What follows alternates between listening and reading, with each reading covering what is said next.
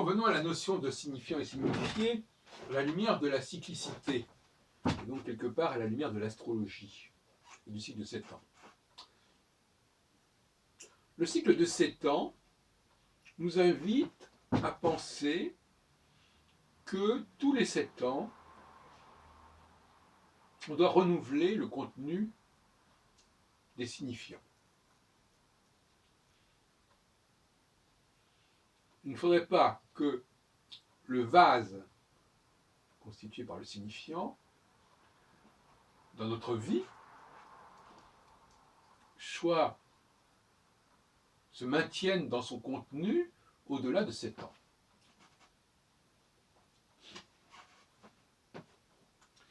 Le système lui-même, par son existence même, nous invite à ce travail de décantation et de vidange tous les 7 ans.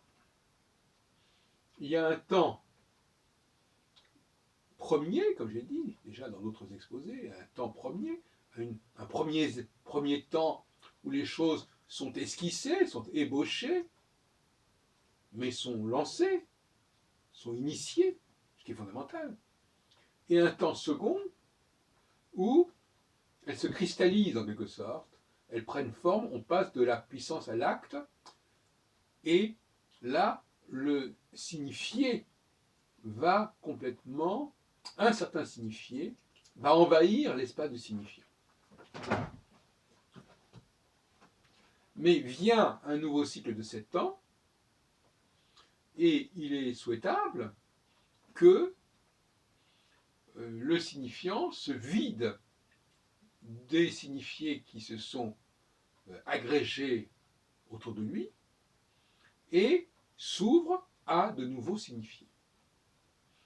Ce qui va, encore une fois, se dérouler sur une base de 7 années. Et ainsi de suite, et ainsi de suite, et ainsi de suite. Autrement dit, ce qui sous-tend la notion de cyclicité, au sens où moi je l'entends, c'est bel et bien ce passage du signifiant au signifié, c'est-à-dire le signifiant étant le concept général, l'idée générale, comme dirait De Gaulle à propos de la France, une certaine idée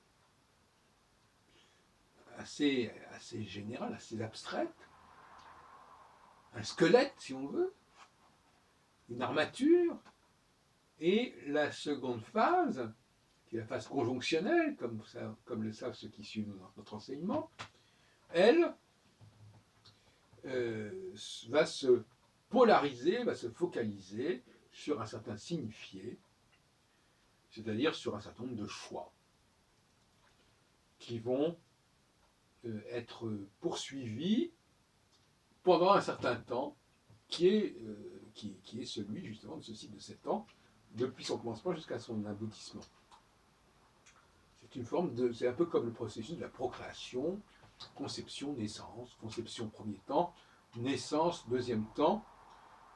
D'ailleurs, on peut se poser la question de savoir si la naissance est l'aboutissement de la phase 2, ou si ce n'est qu'un moment de la phase 2 qui va se poursuivre après la naissance, dans les premières années de la vie de la personne, comme je l'ai déjà dit, c'est-à-dire que c'est là où véritablement un certain nombre de choses se cristallisent. Donc je pense qu'il serait préférable probablement de voir le processus s'achever, non pas en analogie avec l'accouchement, mais en analogie avec quelque chose qui lui fait suite pendant, par exemple, 2 ou 3 ans peut-être, mais peut-être moins, peu importe. On va dire, c'est pas forcément l'accouchement lui-même qui clôture le processus de formation. Je crois que on est tous d'accord là-dessus. Donc, ça signifie que si on s'en tient à cette idée-là, eh bien, le signifiant est quelque chose qui est récurrent, qui ne bouge pas, et ce qui va changer, ce sera le signifié. On revient à cette formule que je citais tout à l'heure d'André Chénier. sur des pensées nouveaux, faisons des vers antiques. Voilà. Et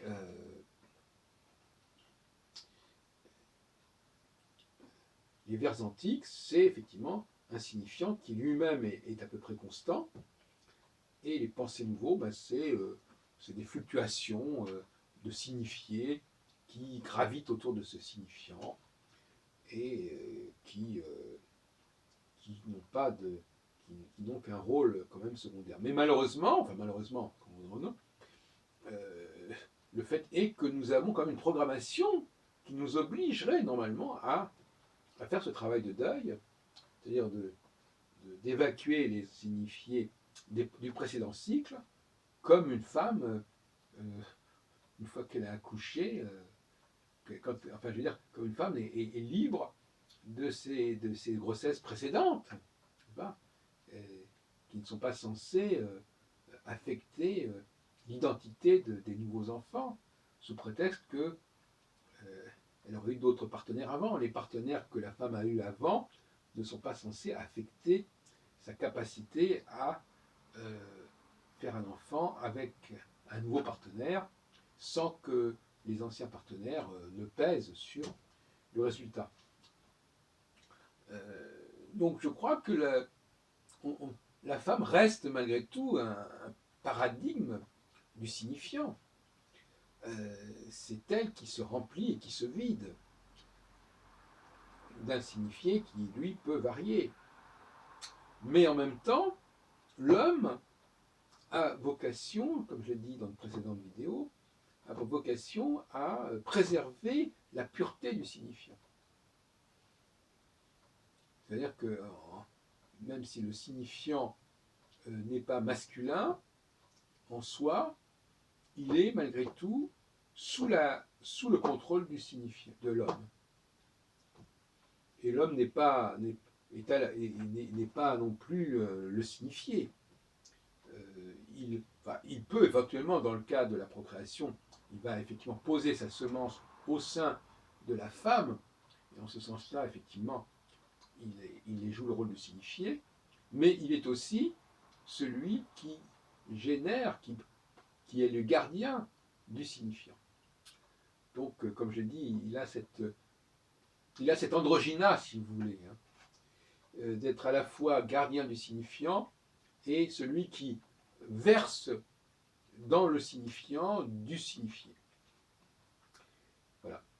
Et l'astrologie doit tenir compte de cette dialectique du signifiant et du signifié. Et il y a un temps pour remplir le vase par du signifié, et il y a un temps où il faut il faut vider le vase de ce signifié ancien pour y verser un nouveau signifié. Ce qui nous renvoie un petit peu aussi à la nouvelle lune et à la pleine lune, n'est-ce pas? La nouvelle lune étant le vase qui se remplit petit à petit, et la pleine lune étant le vase plein. Et quelque part, effectivement, la forme même de la lune aurait tendance à nous faire penser à un vase. Et puis, rappelons cette fameuse adage assez amusant. Faut-il regarder le vase à moitié vide ou à moitié plein?